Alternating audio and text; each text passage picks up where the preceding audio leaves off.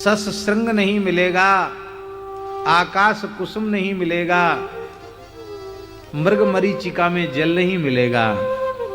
ऐसे ही जहां अनित्य शरीर संसार का संबंध है, वहां आनंद कभी मिलने वाला नहीं है। आनंद तो आनंद घन की शरण में मिलेगा। देखो, विषय भोग में भी प्रवृत्ति आनंद के लिए होती है। अब वो भी आनंद है, विषय आनंद है, पर एक क्षण का है। संसार के जितने आनंद हैं,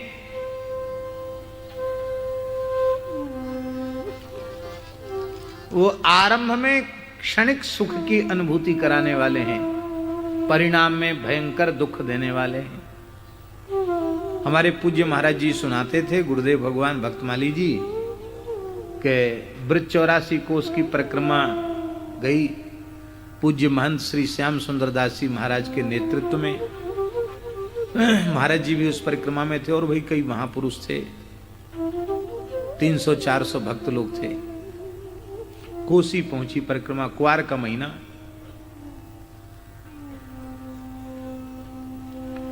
कोशी के भक्तों ने परिक्रमार्थियों का स्वागत गरम गरम कचौड़ी, रबड़ी और शरबत से किया। कुआर की धूप भी बड़ी तेज होती है। महाराज जी 10-11 बजे परिक्रमा पहुंची और झिक्के, कचौड़ी और रबड़ी और शरबत लोगों ने प्रतियोगिता पूर्वक खाया। कौन कितनी रबड़ी खा सकता है। ऐसे भी महावीर थे जो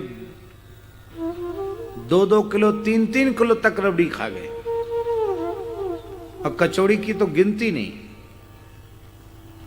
कचौड़ी इसलिए थी कि मुंह बंध जाता मीठा खाते खाते, थोड़ा स्वाद बदलने के लिए। और वो महाराज, सब लोग बड़े प्रसन्न हुए कि आज तो बड़ी सुंदर खातिरदारी हुई।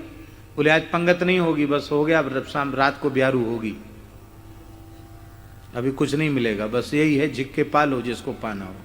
सब पैदल चल के पहुंचते हैं, सबको भूख लगी थी, खाई। वो पता नहीं क्या हुआ कि एक साथ सबको थोड़ी देर बाद उल्टी दस्त शुरू, हैजा हो गया, कोलरा हो गया। और कोसी के डॉक्टर कम पड़ गए, पलवल और बल्लभगढ़ से भी डॉक्टर बुलाने पड़े। अब महाराज सबके बोतल चढ़ रही है, ड्रिप चढ़ रही सबके। 3 दिन परिक्रमा रुकी तो भगवान की बड़ी दया हुई, किसी की मृत्यु नहीं हुई, सब बच गए। हमारे महाराज जी, केवल एक अकेले महाराज जी बचे थे उसमें, जिनको कुछ बीमारी नहीं, बिल्कुल ठीक थे। क्यों? महाराज जी ने रबड़ी खाई। महाराज जी के मन में आया कि देखो, कुआर का महीना है और बरसात में प्रायः दूध दही में विकृति भी आ जाती है, और इतनी मात्रा में रबड़ी बनी और इतना गर्मी में आके खाना और कचौड़ी खाना ठीक नहीं है। तो महाराज जी ने क्या किया, महाराज जी के पास भुने हुए चना थे, तो चना महाराज जी ने पा लिए, और जब लोगों को उल्टी दस्त शुरू हुआ तो 1-1, 2-2 काली मिर्च मुख में रखने लगे। तो महाराज सबकी सेवा कर रहे थे, जो बीमार पड़े थे उनकी सेवा कर रहे थे, मुंह में 1-1 काली मिर्च छोड़ करके। केवल एक वही बचे और बाकी सब बीमार पड़ गए। क्या महंत, क्या कुठारी, क्या पुजारी, क्या भंडारी, सब बीमार पड़ गए। महाराज जी ने सब सेवा की। तो उस परिक्रमा के जो भी महानुभाव थे, उनके सामने जब रबड़ी आती सोई वो कांप जाते थे। बोले बस कोसी में रबड़ी खा लिए, झिक गए, अब नहीं खाएंगे रबड़ी। वही रबड़ी तो नहीं है कहीं। तो भाई, संसार का आनंद ऐसा ही है। विषयानंद कैसा है? हाँ,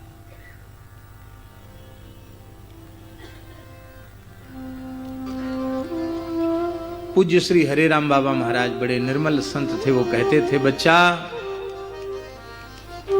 विषयानंद कैसा है? एक क्षण के सुख के बाद भोगी मनुष्य की स्थिति ऐसी होती है मानो गिनकर 50 जूते उसके मुंह पे जमाए गए हों, ऐसी स्थिति उसकी हो जाती। संसार का सुख ऐसा ही है।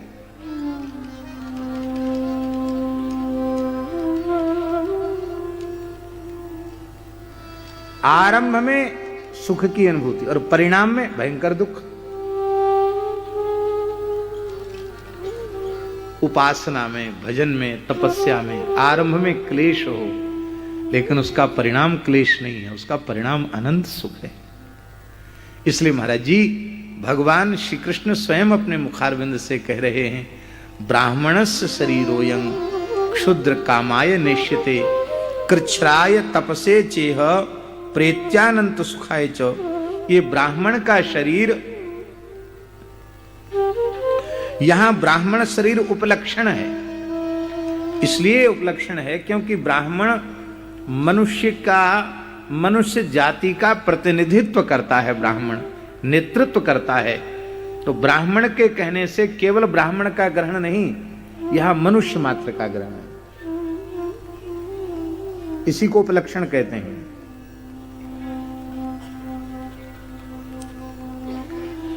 ब्राह्मणस्य शरीरोयम क्षुद्र कामाय नेष्यते। ये ब्राह्मण का शरीर अर्थात मानव देह क्षुद्र कर्म करने के लिए नहीं है। सुअर कुत्ते गधे घोड़े जिस काम में लगे हैं उसी काम को करने के लिए मनुष्य का देह नहीं मिला है। कृच्छ्राय तपसे चेह, कृच्छ्राय कष्ट सहकर के तप करने के लिए, और उस तप का फल है प्रेत्यानंत सुखाय च, और अंत में अनंत सुख की प्राप्ति, अनंत सुख की प्राप्ति के लिए। अब देखो 4 बजे उठने में कष्ट होता कि नहीं, बोलो। जो प्रमादी जीव हैं, तामसी प्रकृति के जीव हैं, उनको तो ब्रह्म वेला में निद्रा अच्छी आती है। ये तमोगुणी जीवों का की पहचान है। ब्रह्म वेला में नींद आवे तो समझ लो भी देह का तमोगुण नष्ट नहीं हुआ। और मान लो भयंकर ठंड पड़ रही हो, शीतलहरी चल रही हो, कोहरा पड़ रहा हो, अब उस समय 3 बजे 4 बजे सवेरे रजाई छोड़ना है। महाराज जी विनोद की बात है, ग्रह त्याग में भी उतनी कठिनाई नहीं है।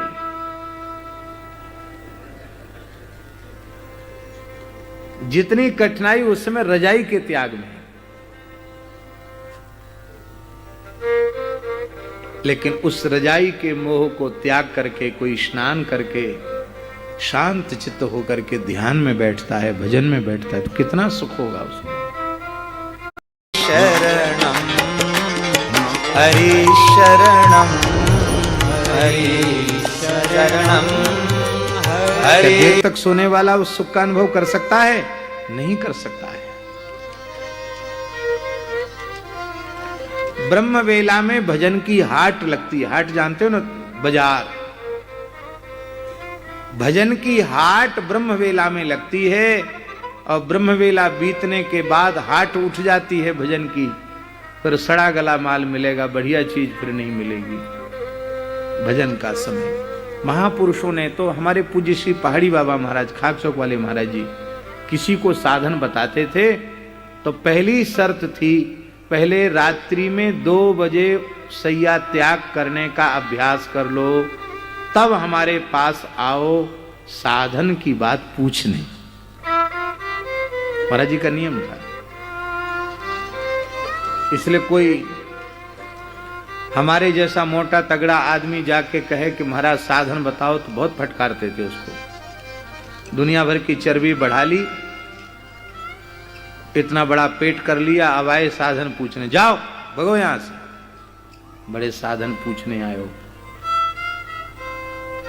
पहले इसको घटाओ, अन्न कम खाओ।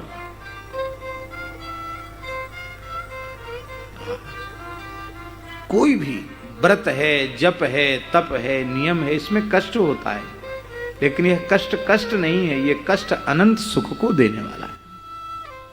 प्रेत्यानंत सुखाय च। तो जब तक यह जीव आनंद घन भगवान का आश्रय नहीं लेगा, उनकी शरण नहीं लेगा, तब तक उसको आनंद मिलने वाला नहीं। तो हम अविनाशित्व को प्राप्त होना चाहते हैं तो सत्स्वरूप भगवान की शरण लें। हम ज्ञान स्वरूपता को प्राप्त करना चाहते हैं तो सत्स्वरूप भगवान की शरण लें। हम आनंद को प्राप्त करना चाहते हैं तो भगवान की शरण लें। 3 हेतु हो गए शरणागति के, फिर 3 हेतु शरणागति के। उत्पत्ति, पालन और संहार के मूल कारण भगवान है।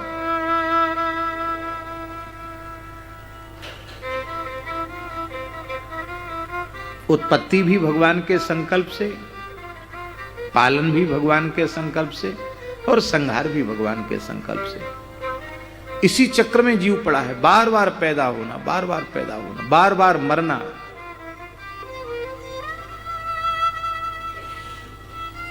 हिसाब जोड़ो, ये पहला जन्म तो नहीं है। कितना अन्न खा चुके होंगे अब तक, कितना जल पी चुके होंगे अब तक, कितनी वायु ले चुके होंगे अब तक, कोई हिसाब किताब नहीं है। अच्छा चलो कोई बात नहीं, तृप्ति हुई, खाने के बाद भी खाने की इच्छा समाप्त नहीं हुई। श्री कबीरदास जी महाराज ने तो अपनी वाणी में एक जगह कहा है कि मौत से बड़ी भूख है। सांझ खवाय विदा कर दीनी, होत ही प्रात खड़ी। कहत कबीर सुनो भाई साधो, मौत से भूख बड़ी। मौत जीवन में एक बार आती, भूख रोज चली आती। बुभुक्षित किन्न करोति पापम। न खाते खाते पेट भरा, न देखते देखते पेट भरा, न सुनते कुछ पेट भरा ही नहीं, न पहरते पहरते पेट भरा। इसी चक्र में अनंत काल से भटक रहे हैं, और इस चक्र से मुक्ति वही दिला सकता है जिसके संकल्प से ये चक्र चल रहा है। चक्रधारी के आश्रय के बिना इस चक्र से छुटकारा संभव नहीं। हमने सुना है गुरुजनों से कि श्री कबीरदास जी महाराज भिक्षा लेने जा रहे थे, और उनके मानस पुत्र कमाल भी थे। मानस पुत्र का अर्थ है, कबीर जी तो बाल ब्रह्मचारी नहीं, ऊर्ध्वरेता ब्रह्मचारी थे कबीर। महान योगी, महान सिद्ध ऊर्ध्वरेता ब्रह्मचारी कबीर। उनके कोई औरस पुत्र नहीं था, पर एक बालक मर गया था। काशी की बात है, उसको लोग गंगा जी प्रवाह के लिए ले जा रहे थे, और उसी समय बादशाह सिकंदर लोदी, सम्राट बादशाह वहां था। वो कबीर जी के पास आया, करामात दिखाओ। कबीर जी ने सोचा कि ये ऐसे तो मानेगा नहीं, भजन में विक्षेप करेगा, तो आपका मन कराए तो करामात दिखा दी कबीरदास जी ने।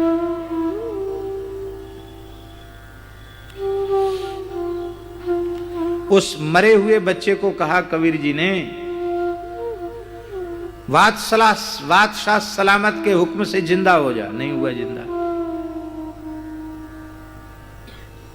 बोला खुदा के हुक्म से जिंदा हो जा। नहीं हुआ जिंदा। पैगंबर के हुक्म से जिंदा हो जा। नहीं हुआ जिंदा। राम जी के हुक्म से जिंदा हो जा। नहीं हुआ जिंदा। कबीर जी हंस के बोले, जब किसी के हुक्म से जिंदा नहीं होता तो कबीर के हुक्म से जिंदा हो जा। बालक जीवित हो गया।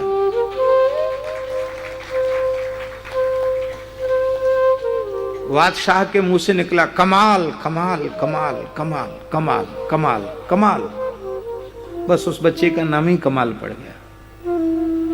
उसके माता पिता ने कबीर जी को ही अर्पित कर दिया।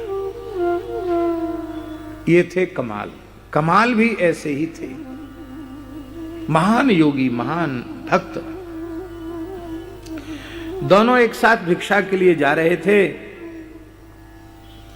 एक गृह द्वार पर पहुंचे, सीताराम राधे श्याम की आवाज लगाई और जो गृह स्वामिनी थी वो चक्की पीस रही, चक्की चला रही थी, गेहूं पीस रही थी, आटा तैयार कर रही थी। अब घर घर की आवाज में उसे सुनाई नहीं पड़ा। कबीर जी रोने लगे। उनके मानस पुत्र और शिष्य कमाल ने पूछा, भगवान क्यों रो रहे हैं? श्री कबीर जी ने कहा, चलती चक्की देख के दिया कबीरा रोए, दो पाटन के बीच में साबुत बचा न कोई।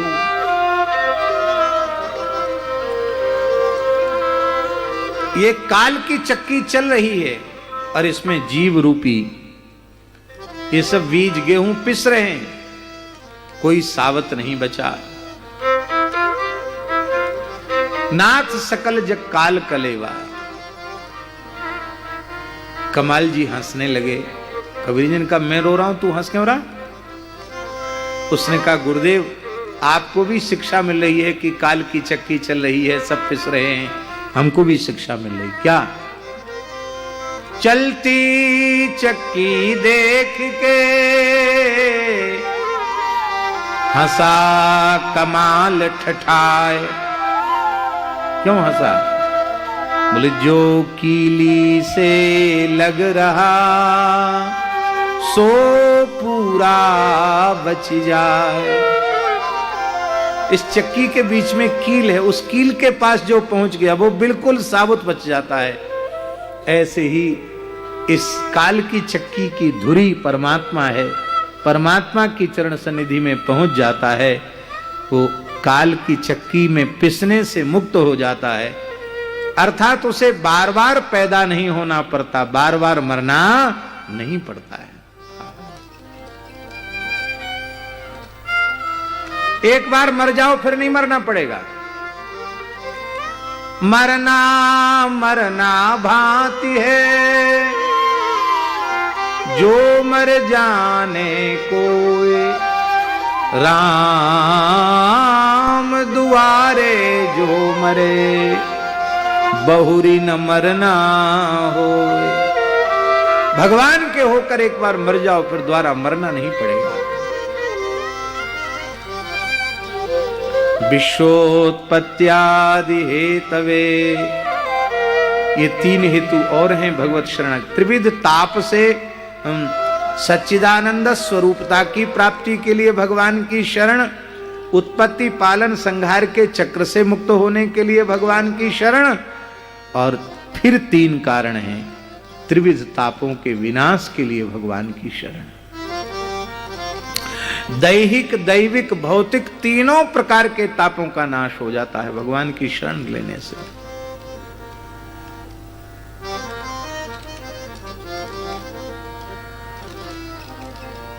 देखो, शरीर को अपने प्रारब्ध का भोग करना पड़ेगा। प्रारब्ध का अपलाप नहीं किया जा सकता। ना भुक्तं क्षीयते कर्म कल्पकोटि शतैरपि अवश्यमेव भोक्तव्यम कृतं कर्म शुभाशुभम। ये बिल्कुल ठीक है, सैद्धांतिक सत्य है, पर भगवत शरणागति के एक विशेष महिमा।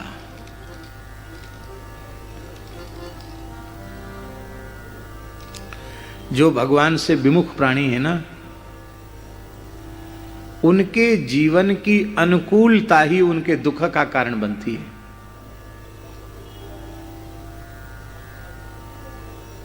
सब प्रकार की अनुकूलता है उनको।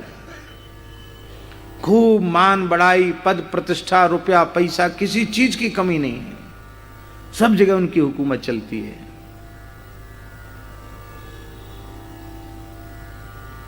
उनका सिक्का चलता है। लेकिन भगवान से विमुख यदि वह व्यक्ति है तो उसका खाना पीना सोना रहना सब उच्छृंखल हो जाएगा, अव्यवस्थित हो जाएगा। धन पा करके उसके मद से अंधा हो करके जो नहीं खाना चाहिए वह खाने लग जाएगा, जो नहीं पीना चाहिए वह पीने लग जाएगा, जो नहीं करना चाहिए वो करने लग जाएगा, जहाँ नहीं जाना चाहिए वहाँ जाने लग जाएगा। और फिर